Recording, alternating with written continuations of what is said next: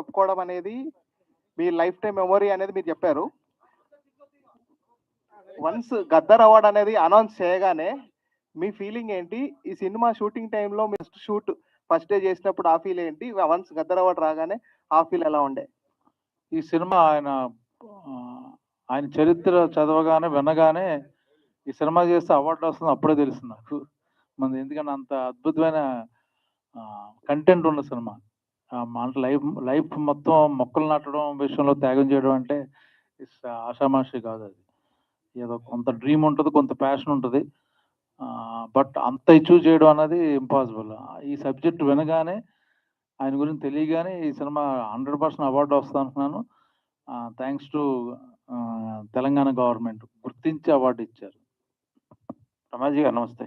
నమస్తే అండి. Congratulations award వచ్చిన సందర్భంగా. థ్యాంక్ యూ అండి. సో ఇటువంటి క్యారెక్టర్స్ చేయడానికి కూడా మీరు ఇందాక అన్నట్టుగా అదృష్టం ఉండాలి, అవకాశం రావాలని. అవునండి. సో ఈ సబ్జెక్ట్లో మీకు టఫ్ అని అనిపించిన డైలాగ్స్ కానీ మోడ్యులేషన్ కానీ ఏమనిపించింది? రొటీన్ సినిమాలు వేరు, ఈ సినిమా వేరు, అంటే డిఫరెంట్ క్యారెక్టర్. అంటే కొంచెం ఏజ్డ్, బేసికల్ నేను చాలా యంగ్ కాలేజ్ స్టూడెంట్ కాబట్టి ఏజ్ క్యారెక్టర్ ఇచ్చేటప్పుడు కొంచెం ఇబ్బంది పడ్డాను. ఆయన ఏజ్ అంటే ఏదో వేరే సినిమాలో ఒక ఏజ్డ్ క్యారెక్టర్ చేసేయడం వేరుని పెద్ద భారం మోస్తున్నాను. ఏమాత్రం కొంచెం తేడా వస్తే ఆయన గొప్ప చరిత్ర ఉన్న పద్మశ్రీ వచ్చింది, ఆ బయోపిక్ అది, ఆ భయం ఉంది అండి యాక్చువల్గా. సో ఒళ్ళు దగ్గర పెట్టుకుని చేశాను చాలా మట్టుకి. పలానా సీన్ కానీ ప్రతిదీ భయంతో అంత రీచ్ అవుతున్నానా లేదా అన్న భయం మట్టుగా ఉంది అది. సో ప్రతి విషయంలో టఫ్గానే అనిపించింది నాకు లాస్ట్ ఆయన కొంచెం ఏజ్డ్ అయిన దగ్గర నుంచి. సినిమాలో క్యారెక్టర్కి ఇన్స్పిరేషన్ ఆయన అయితే ఈ తీసుకున్న మోడ్యులేషన్ అది ఎన్ని రోజులు దీన్ని ప్రాక్టీస్ చేశారు? ఆయనలాగా ఉండాలి, అట్లా చెయ్యాలి అనే హోంవర్క్ వర్క్ చేయలేదండి. చదువుకుంటే నాకున్న ఎక్స్పీరియన్స్ బట్టి నేను ఊహించుకుని ఆయన కొన్ని వీడియోలు డైరెక్టర్ గారు ఇన్పుట్ అంతా ఆయనే ఇచ్చారు. కంప్లీట్ ఆయన స్టిల్స్ కానీ ఆయన ఎవరెవరిని కలిశారు కానీ వాళ్ళతో సన్నిహితంగా ఉన్న మా రామయ్య గారితో ఉన్న వాళ్ళతో మాట్లాడించారు. సో వాళ్ళందరూ ఇచ్చిన ఇన్పుట్, కొన్ని వీడియోస్ చూడడం, చాలా ఆర్టికల్స్ చదవడం వల్ల నాకు ఈజీ అయిపోయింది యాక్చువల్గా. సో హోంవర్క్ అంటూ ప్రత్యేకంగా ఏం చేయలేదండి. వేము గారు ట్రాన్స్ఫర్. వేము గారు కంగ్రాట్స్. థ్యాంక్ యూ మూర్తి గారు. చాలా మంచి సబ్జెక్ట్ తీసుకున్నారు. Thank you. అంటే ఇవాళ యూత్కి కానీ జనాలకు కానీ ఒక ఇండైరెక్ట్గా మెసేజ్, మన పని మనం చేసుకుంటూ సమాజానికి కూడా ఉపయోగపడి పని చేయాలని ఒక కాన్సెప్ట్ తీసుకోవడం అనేది మంచిదే. దాని తీరు రియల్ జీవితాన్ని తీసుకున్నారు, రామయ్య జీవితాన్ని తీసుకున్నారు కాన్సెప్ట్. సో ఈ తీసుకోవడం వల్ల మీకు ఇన్స్పిరేషన్ ఏంటి? అసలు ఎక్కడి నుంచి మొదలైంది ఈ ప్రయాణం? మూర్తి గారు, మీకు మాకు 30 సంవత్సరాల పరిచయం. ఆ గత సినిమాల గురించి మీకు తెలుసు. సామాజిక అంశం ఎక్కడన్నా మనకు ఇంటరాక్ట్ అయితే తప్పకుండా నేను ఆ సినిమా చేస్తాను. ఈయనది ఒక చిన్న మీడియాలో ఒక ఆయన కోసం బయోపిక్ చూస్తున్నాను నేను. లైవ్ చూస్తూ ఉంటే చనిపోయిన తర్వాత పాపం ఒక అతను అన్నాడు, ఒక మీడియా అతను అన్నాడు, పాపం రామయ్య గారు కథ ముగిసిందా, ఇన్ని సంవత్సరాలు చేస్తున్నాడు చెట్టు నాటడం, ఆయనతో ఇంకెవరు లేరా, నెక్స్ట్ జనరేషన్ ఇతను గుర్తుపెట్టుకుంటారా అన్న మీ జర్నలిస్ట్ ఒక అతను చెప్పిన దాన్ని బట్టి నేను ఇమ్మీడియట్లీ రియాక్ట్ అయిపోయి, నిజమే కదా, ఆయన భవిష్యత్ తరాలు తెలియాలంటే ఆయన మీద సినిమా తీయాలని చెప్పేసి ఇమ్మీడియట్లీ అతను రీసెర్చ్ చేసి ఆయన కథ తెలుసుకొని, ఆయన క్యారెక్టర్ తెలుసుకొని, ఫ్యామిలీని కలిసాము, వాళ్ళ గురించి తెలుసుకొని చేయడం జరిగిందండి. నిజంగా ఆయన క్యారెక్టర్ చేయాలంటే ఛాలెంజే. ఆయన అంత ఇన్నోసెంట్గా ఉంటాడు, తన పని తను చూసుకుంటాడు, చెట్టు నాటడమే ధ్యాస ఆయనకు. అలాంటి క్యారెక్టర్ ఎవరని అనుకున్నప్పుడు ఫస్ట్ నేను రాసుకున్న టిక్ చేసుకుంది బ్రహ్మాజీ గారు అనమాట. బ్రహ్మాజీ గారు నిజంగా నేను ఏ టైంలో క్లిక్ చేస్తున్నాను కానీ కరెక్ట్ సూటబుల్గా ఆయన ఎఫర్ట్ పెట్టాడు. నిజంగా థ్యాంక్ యూ సార్, మీరు ఇంత ఎఫర్ట్ పెడతారని నేను ఊహించలేదు. ఊహించిన దానికన్నా ఎక్కువ ఎఫర్ట్ పెట్టి చేశారండి. ఆయన ఈ సినిమా నేను అనుకున్న విధంగా ఫీచర్ సినిమా చేస్తాను, బట్ గద్వార్డ్స్ కోసం దీన్ని 40 minutes తగ్గించాను సార్. అయినా కూడా వాళ్ళు గవర్నమెంట్ వాళ్ళు దీన్ని గుర్తించి, జూరీ వాళ్ళు గుర్తించి బెస్ట్ ఇచ్చారు. తప్పకుండా ఇది భవిష్యత్ తరాలకు మేము ఉన్నా లేకపోయినా ఈ సినిమా ఉంటుందని మేము అనుకుంటున్నాను. సో ప్రచార నిమిత్తం ఇప్పుడు తెలంగాణ కానీ ఏపీ కానీ ఇది అందరి యావత్ భారతదేశానికి, యావత్ ప్రపంచానికి ఉపయోగపడే అంశం, కథాంశం. దీని ప్రచార నిమిత్తంగానే స్కూల్స్ కానీ వాటికైనా ప్లానింగ్ చేస్తున్నారు, దాన్ని షెడ్యూల్ చేశారు మళ్ళీ సినిమాని చూపించడానికి సార్. పిల్లలకి చూపించారు. పిల్లలక యాక్చువల్లీ ఇది నిజమే, ఇది కమర్షియల్ సినిమా అని దీన్ని పోల్చొద్దు సార్, ఇది ఎప్పుడు కమర్షియలే. ఆయన ఒకటే చెప్పారండి, రామయ్య గారు ఎక్కువ మంది విద్యార్థుల్ని ఇన్స్పైర్ చేశాడు. ఆయన ఒకటే చెప్పేవారు, విద్యార్థులు, పిల్లలు, మీరు భవిష్యత్ తరాలకు మీరే భావి భారత పౌరులు కాబట్టి మీరు మీ పుట్టినరోజున ఒక చెట్టు నాటండి, మీ మిత్రులతో నాటించండి. అలా నాటితే ఎక్కువ మంది చెట్టు నాటడం వల్ల మన ఊరు మన ప్రాంతము మన దేశం పచ్చదంతా నిండిపోతుందని అని ఎక్కువ యూత్నే టార్గెట్ చేసి చెప్పేవాడు. ఈ సినిమా ద్వారా కూడా మేము ప్రతి స్కూల్లో వేసి గవర్నమెంట్ రిక్వెస్ట్ చేస్తున్నాము, ప్రతి స్కూల్లో వేసి విద్యార్థులను ఫస్ట్ నెక్స్ట్ తరానికి మేమైతే కాజుతో అనుకున్నామో ఆ సంకల్పం విజయవంతం చేయడానికి విద్యార్థులతో తీసుకెళ్తాం ముందు ఈ సినిమాని. తప్పని ప్రతి స్కూల్లో ఇది ప్రొజెక్ట్ చేసి దీన్ని విజయవంతం చేసి ఎప్పటికీ భావితరాలకు రామయ్య గారు బతికే ఉండాలని ఉండేట్టుగా దీన్ని మేము చేస్తాం. నమస్తే.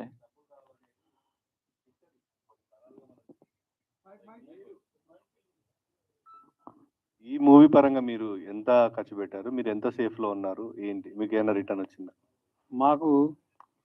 మా కష్టానికి ఫలితం నెట్ఫ్లిక్స్ వాళ్ళు ఒక 30 crores ఆఫర్ ఇచ్చారండి. పోటీ పడుతున్నారు ఓటీటీ వాళ్ళందరూ, శాటిలైట్ కానీ నైజాం కూడా, మైత్రి కానీ వీళ్ళందరూ సితారా వాళ్ళు మేము కొంటాం అని. దీనికి బడ్జెట్ అంటూ ఏం లేదు సార్. అందరూ హార్డ్ వర్క్, అందరూ ఫ్రీగా.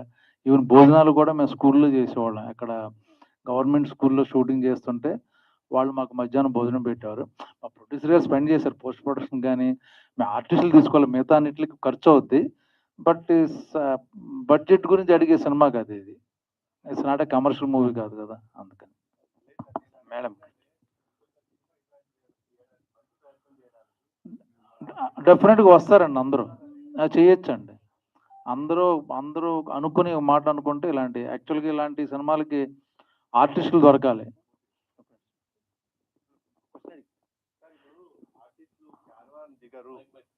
అనే స్థాయి నుంచి ఇప్పుడు మీరు ఒక గొప్ప అడుగేశారు, ముందడుగేసినని చెప్పొచ్చు. ఎందుకంటే క్యారవాన్ కాదు సార్, క్యారవాన్ కావాలంటారు, దగ్గర అంటారు ఏంటి మీరు? ఐ మీన్ ప్రెస్ మీట్ కి వచ్చినా సపరేట్ గా మాకు క్యారవాన్ పెట్టండి అనే స్థాయికి ఆర్టిస్టులు వెళ్ళిపోయారంటే నిర్మాతకు అది భారమే.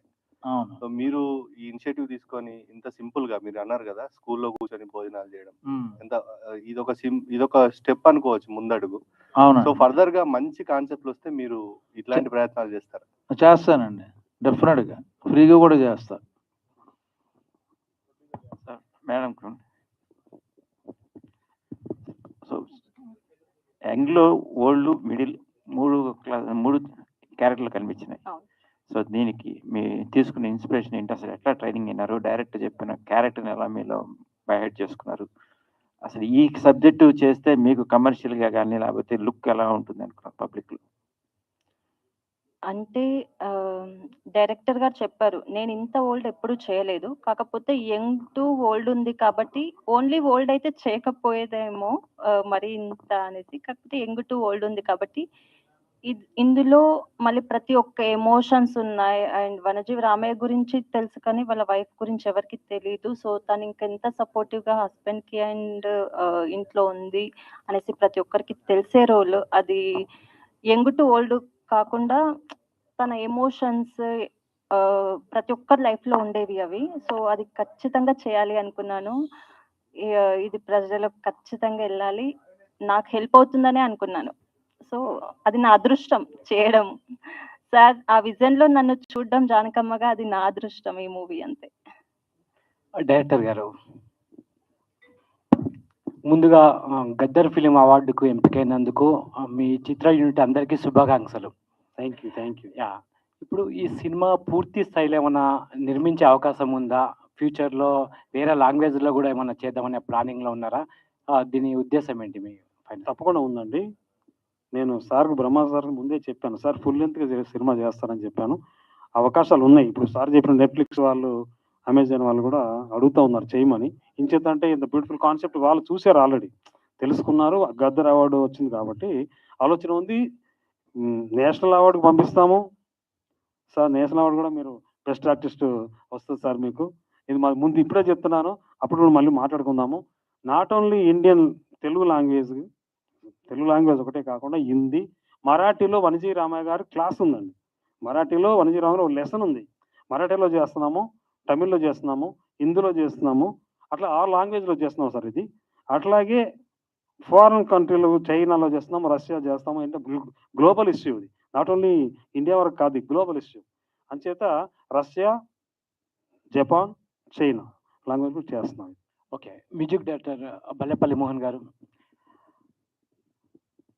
మీరు గతంలో ప్రకృతి మీద కూడా పాట చేశారు, చాలా పాపులర్ అయింది. తర్వాత ఇప్పుడు ఈ సినిమాలో కూడా ప్రకృతికి సంబంధించిన పద్యాలు కానీ పాటలు కానీ రాశారు, పాడారు, సారీ మ్యూజిక్ చేశారు, పాడారు. దీనిపైన మీరు ఎలాంటి మెసేజ్ ఇవ్వాలనుకుంటున్నారు ఫ్యూచర్లో ఈ సినిమా తర్వాత? మీ పాటలతోని ఈ సినిమాకు సంబంధించిన సబ్జెక్టుతోని ఎలాంటి నిర్ణయాలు తీసుకోబోతున్నారు? అంటే ఇంతకుముందు ఈ సినిమాలో చెప్పినట్టుగా మొక్క నాటడమే కాదు, దాన్ని సంరక్షించుకోవడానికి వాటిని కాపాడుకోవాలి, తర్వాత కూడా నీళ్లు పోయాలి, ఒక ఫోటోలు దిగడం వరకే కాదు అనేది ఒక మెసేజ్ ఇండైరెక్ట్గా ఇచ్చారు. అంటే దాన్ని కాపాడుకోవాలి, పెట్టిన మొక్కలను కూడా. అలాగే సినిమా తీశారు ఒక మెసేజ్. ఫ్యూచర్లో కూడా మీరు దీనికోసం ప్రతి ఒక్కరు చిత్ర యూనిట్ ఏ నిర్ణయం తీసుకున్నారు, ప్రేక్షకులకు కానీ సమాజానికి కూడా ఏ మెసేజ్ ఇవ్వబోతున్నారు? అంటే గతంలో కూడా నేను శిలా నీవే శిల్పి నీవే శిల్పం నీవే అనే పాట చాలా ఆదరణ పొందింది. గతంలో కూడా అనేకమైనటువంటి పాటలు ప్రకృతి మీద చాలా పాటలు చేశాను.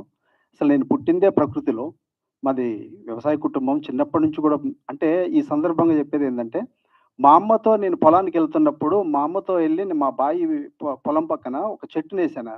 అది తాడి చెట్టు. ఆ చెట్టు పెరిగి పెద్ద అయిపోయిన తర్వాత మా అమ్మ పిలిచి ఫస్ట్ ఆ చెట్టు కళ్ళు నాతో తాపించింది. అంటే చెట్టు చిన్నప్పటి నుంచే చెట్టుతో మమేకమై మనం పెరిగిన సందర్భాలు. కాబట్టి ఇదొక జోనర్. దీన్ని చేస్తూనే కమర్షియల్ కూడా మనం అంటే డైరెక్టర్ గారు యాక్చువల్గా ఈ సినిమాకి ఏం కావాలో అది డైరెక్టర్ గారి దగ్గరుండి నాతో చేయించుకొని వారు అంత అద్భుతంగా ఈ పాటను నాతో చేయించారు, నాతో పాడించారు. నిజంగా వారికి కృతజ్ఞతలు తెలియజేసుకుంటున్నాను. Thank you. బ్రహ్మాజీ గారు,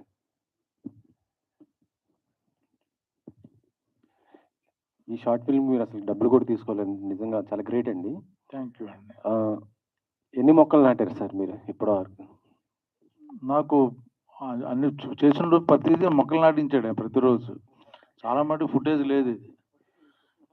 చాలా చెట్లు నాటాను మొత్తం ఖమ్మంలోని, అందరితోని, మొత్తం ఫారెస్ట్ ఆఫీసర్స్తోని, వికారాబాద్లోని నాటుతూనే ఉన్నాను. వికారాబాద్ అంటే ఈ మొక్కలు నాటడం అనేది నిజంగా చాలా అంటే మీరు చెప్పినట్టుగా భవిష్యత్ తరాలకు ఎంతో ఉపయోగం ఉంటుంది. అవును. మరి అలా నాటుతున్న వాటిని మీరు ఏమైనా సంరక్షించే బాధ్యత కూడా తీసుకున్నారా, లేకపోతే ఎట్లా?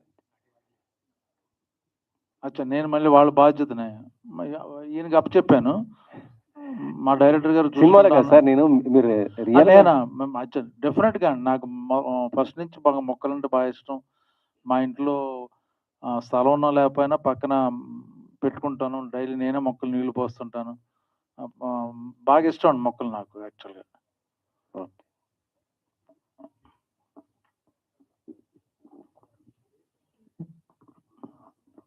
బ్రహ్మాజీ గారు, హలో అండి. హలో అండి. చాలా సీరియస్గా అంటే ఎంతో సెటిల్డ్గా కనిపించారు సార్ క్యారెక్టర్ మొత్తంలో. ఫస్ట్ టైం అంటే స్టోరీ మీ దాకా వచ్చినప్పుడు అంటే మిమ్మల్ని ఇప్పుడు మీరు ఆన్సర్ చేస్తుంటే కూడా మీ మాటల్లో ఆ నవ్వు, ఆ జోక్స్ అనేవి తెలుస్తున్నాయి. కానీ సినిమాలో మాత్రం ఎక్కడ అసలు ఎటు చూసినా కూడా ఎంతో ఇన్వాల్వ్ అయి చూసాం సినిమాని. సో ఎలా అనిపించింది అంటే ఆ క్యారెక్టర్ని అట్లా తీసుకున్నప్పుడు? అంటే నేను ఇప్పటివరకు ఎప్పుడు చేయలేదు అటువంటి క్యారెక్టర్. అందుకనే అడుగుతున్నా. వేరియేషన్స్ ఉన్నాయి. ఎక్సైట్మెంట్ అండి, అలాంటి క్యారెక్టర్ రావడం నా అదృష్టం యాక్చువల్గా. సో ప్లస్ ఏదో ఓల్డ్ క్యారెక్టర్ కాదు, ఒక ఆయన బయోపిక్ కాబట్టి చాలా జాగ్రత్తగా భయపడుతూ చేశాను. ఏదైనా ఒక సీన్ బాగా మిమ్మల్ని కనెక్ట్ చేసిన సీన్ ఏదైనా ఉందా? అంటే ఆయన చాలా విషయాలు అంటే కొన్ని చూపించలేనప్పుడు, ఆయన సినిమా చూస్తున్నప్పుడు లేదా టీవీ చూస్తున్నా కూడా ఆ విత్తనాలు తీసుకుని కొరుక్కునేవాడు ఆయన. పైన అదేంటి సీట్, దాన్ని ఏమంటారు, పైన కప్పులు ఉంటాయి కదా, అది తీసేవాడు ఇలాగ నోటితో పళ్ళతలాగా చూస్తూ. సో ఆ టైం కూడా వేస్ట్ చేసేవాడు కదా ఆయన. అందుకని ఆయన పళ్ళు కూడా ఇక్కడ నల్లగా అయిపోయి కొన్ని ఊడిపోయినాయి కూడా ఆ విత్తనాలు పైన కవర్ తీయడం వల్ల అన్నమాట. సో అటువంటి విషయాలు. లాస్ట్లో వచ్చేసరికి ఆయనకి వినపడకపోవడం. సో ప్రతిదీ పేపర్ మీద హాస్పిటల్ కూడా చూపించాం. ఆ పేపర్ మీద చదివి సో చాలా విషయాలు మేము ఇందులో చూపించలేదు యాక్చువల్గా. సరే చాలా ఎక్సైట్మెంట్ ఉన్న క్యారెక్టర్ అండి ఆయన ఏదో జస్ట్ ఏదో పల్లెటూరులో పుట్టేసి ఏదో మొక్కలు మా నాటేద్దాం డిసైడ్ అయిపోవాలి. చాలా జ్ఞానం ఉంది సైంటిఫిక్గా మొక్కల గురించి కానీ పాటలు పాడుతుంటారు కదా, పాటలు పాడడం కానీ పద్యాలు అన్నీ చాలా ఇన్స్పిరేషనల్ స్టోరీ అండి ఆయన క్యారెక్టర్.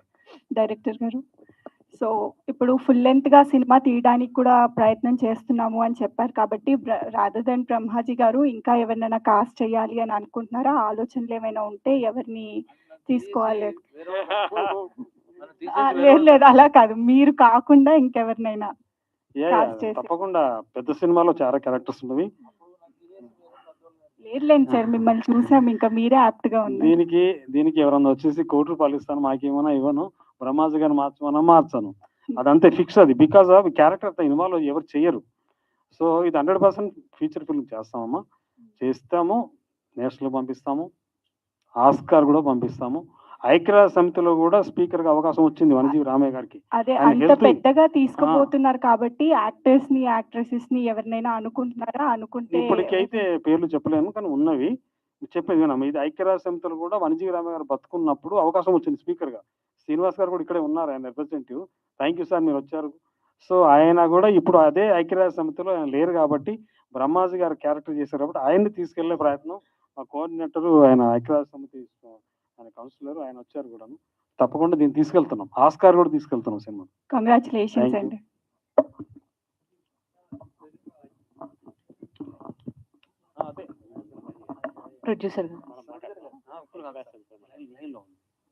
ప్రొడ్యూసర్ గారు హాయ్ అండి. హలో. సో షార్ట్ ఫిలిం తీశారు అండ్ గద్దర్ ఫిల్మ్ అవార్డ్స్ కూడా సెలెక్ట్ అవ్వడం జరిగింది. Congratulations for that. So budget అంతా లో బడ్జెట్ లోనే అయిందా? ఎందుకంటే బ్రహ్మాజీ గారిని ఇక్కడే చాలా ఇబ్బంది పెట్టారు స్టేజ్ పైన, అక్కడ ఇంకా ఎంత ఇబ్బంది పెట్టుంటారు అని ఒక ఆలోచన మొదలైంది. సో బడ్జెట్ విషయంలో మా డైరెక్టర్ గారు కానీ, హీరో గారు కానీ, మేడం గారు కానీ ఎవరు కూడా బడ్జెట్ విషయంలో ఇబ్బంది పెట్టలేదండి. సినిమా ఎంత న్యాచురల్ గా ఉందో బడ్జెట్ కూడా అంతే న్యాచురల్ గా ఉంది. అంటే బడ్జెట్. ఆయన ఆల్రెడీ ఒక senior actor, number of films ఆయన చేశారు. అంత సీనియర్ యాక్టర్ ని సెట్స్ లో మేనేజ్ చేయడం అంటే ఆయనకి కొన్ని కంఫర్ట్స్ ఉంటాయి. ఎంత లేదన్నా ఒక సీనియర్ యాక్టర్ గా ఆయనకి కొన్ని కంఫర్ట్స్ ఇవ్వాల్సి వస్తుంది. ఆ విషయాల్లో మీరు ఎంతవరకు కేర్ తీసుకోగలిగారు?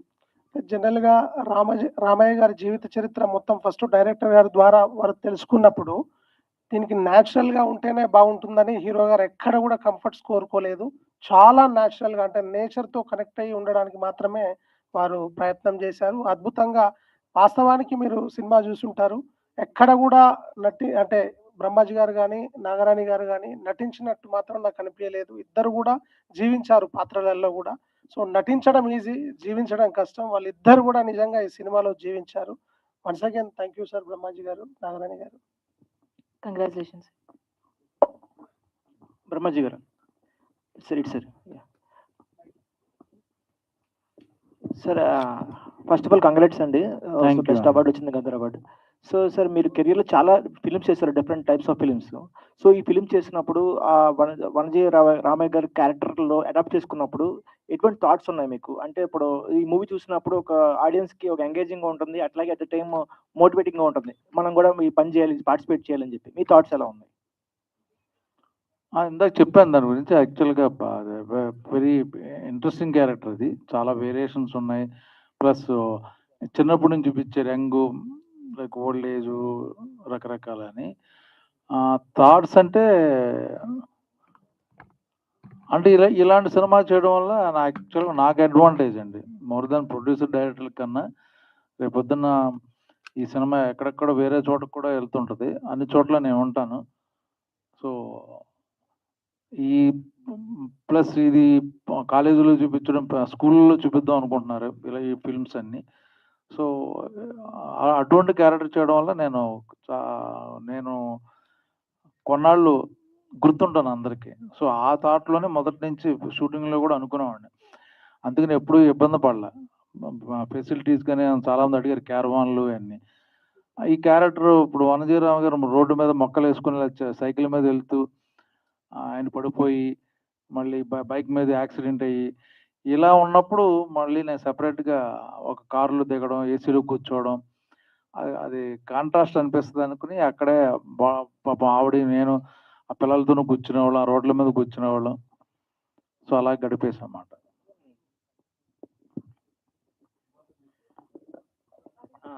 ఈ సినిమాతోనా ఎప్పుడు ఇస్తున్నారు? బ్రహ్మాజీ గారు ఎక్కడ? ఇక్కడెక్కడ న్యాచురల్గా ఆర్టిస్టుల మధ్యన డిస్కషన్ నడుస్తుంది కదా, నెక్స్ట్ ఏం చేస్తున్నారు ఏంటి, ఏ మూవీస్. మీరు ఈ షార్ట్ ఫిల్మ్ ఇలా చేద్దాం అనుకుంటున్నారని చెప్పినప్పుడు మీకు వచ్చిన బెస్ట్ అంటే ఇండస్ట్రీ వర్గాల నుంచి ఎవరి దగ్గర నుంచి బెస్ట్ కమెంట్స్ వచ్చినాయి? తెలిసిన ఆర్టిస్టులు అందరూ చాలా చెప్పారు యాక్చువల్గా. ప్లస్ మొన్న అవార్డు వచ్చింది కాబట్టి చాలా తెలిసింది ఈ సినిమా. అరే నువ్వు చేసావా, నువ్వు అనుకోలేదు అని చాలా అందరు ఆర్టిస్టులు కలీగ్స్ అందరూ అప్రిషియేట్ చేశారు.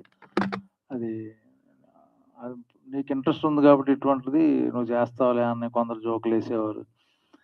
బట్ వెరీ హ్యాపీ, అందరూ కలీగ్స్ అందరూ చాలా హ్యాపీ అన్నమాట. ఈ షార్ట్ ఫిల్మ్ లో యాక్చువల్ గా మాజీ ఉపరాష్ట్రపతి మన వెంకయ్య నాయుడు గారు, అలాగే గరికిపాటి గారు, వాళ్ళతో పాటు కూడా స్క్రీన్ షేరింగ్ అయితే జరిగింది. మీకు అప్పుడు ఏమనిపించింది, ఎక్స్పీరియన్స్ ఎలా? అంటే ఈ విధంగానే అట్లీస్ట్ వాళ్ళతో కలవడం జరిగింది ఈ సినిమా షూటింగ్ వలన. ఆయన పాపం వెంకయ్య నాయుడు గారు ఆ రోజు మేము కలవడం, ఆయన అక్కడ ఆయన వాళ్ళ ఇంట్లోనే టిఫిన్ చేసాం. ఆయన బాగా తెలుసు అనుకుంటా, వనజీవి గారు కూడా ఆయన కూడా సన్మానం చేశారు. సో ఆ రోజంతా షూటింగ్ అక్కడే చేసాం అన్నమాట. సో ఆ విధంగా మెట్ so many people like that. Director గారు యాక్చువల్గా ఇలాంటి ప్రయత్నాలు చేసే ముందు స్టార్టింగ్ కొద్దిగా బడ్జెట్ పెట్టడానికి ఎవరు ముందుకు రారు. ఇప్పుడు అవార్డు వచ్చింది కాబట్టి సక్సెస్ చూశారు కాబట్టి కొంతమంది మిమ్మల్ని అప్రోచ్ అవుతుంటారు. ఇలాంటివి మేము మా దగ్గర వీళ్ళతో చేద్దాం, వాళ్ళు చేద్దాం, పిక్ అని చెప్పి కొద్దిగా సలహాలు ఇస్తూ ఉంటారు. అలాగే ఇప్పుడు ఎవరైనా అప్రోచ్ అయ్యారు? ఇప్పుడు ఎలా ఉంది, బిఫోర్ ఎలా ఉంది, ఆఫ్టర్ ఇప్పుడు ఎలా అనిపించింది? 10 సినిమాలు ఇలాంటి లైన్లో అవార్డు వచ్చిన తర్వాత బేసికల్గా అవార్డు డైరెక్టర్ నేను. ఇది అనౌన్స్ చేసిన తర్వాత ఇలాంటి కాన్సెప్ట్లో 10 ఉన్నాయి. అది చేస్తాం, తప్పకుండా చేస్తాం. వాళ్ళందరూ చూస్తూనే ఉంటారు, తప్పకుండా చేస్తామండి. Sir thank you. బ్రహ్మాజీ గారు సార్ మీ స్పీచెస్లోనే ద బెస్ట్ నాకు ఫేవరెట్ అయింది you always look like a young boy అని మీరు అంటూ ఉండడం అనేది బాగా ఇష్టం నాకు. లైక్ ఈ సినిమాలో ఇటువంటి టైప్ ఆఫ్ రోల్ అటెంప్ట్ చేసినప్పుడు యాజ్ అ క్యారెక్టర్గా, అంటే యాజ్ అ క్యారెక్టర్ ఆర్టిస్ట్గా వాట్ డిడ్ యూ థాట్, అంటే ఇన్ని వేరియేషన్స్ ఉన్నాయి కాబట్టి what made you to attempt this అంటే మీరు ఏం చెప్తారు? అదే ఇప్పుడు ఆ యంగ్ అన్నారు కదా, దాన్ని బ్రేక్ చేద్దామని అలాగా. అండ్ టాలీవుడ్లో ఎవరికైనా ఈ ఒక అంటే ఇప్పుడు ఇది వరకు అవార్డు రాకముందు అయితే ఈ రికగ్నిషన్ అనేది ఇంత మంచి చేసినా జనాల్లోకి వెళ్ళలేదు అనిపించింది. బట్ ఇప్పుడు వెళ్ళింది కాబట్టి టాలీవుడ్లో ద బెస్టింగ్ యాక్టర్స్ చాలా మంది ఉన్నారు.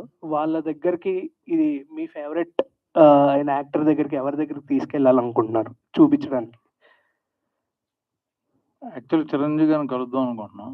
ఆయనతో కూడా ఒక మొక్క నాటించాలి. ఎందుకంటే కలిసినట్టున్నారు కదా. వనజీవి రామయ్య గారు కూడా ఆయన కలిశారు, సన్మానం చేశారు ఆయన, మన చిరంజీవి గారు.